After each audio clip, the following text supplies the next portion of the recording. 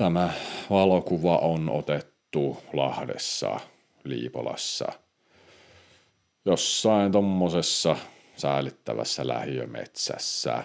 Ja me paistettiin siellä makkaraa ja tuskin paljon ainakaan muuta.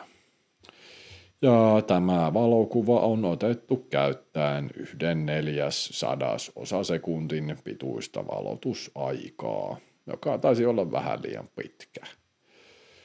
Pittäen tossa kuvan keskellä, tossa kirveksen kohdalla, siinä on tollanen ärsyttävä pieni sumeus.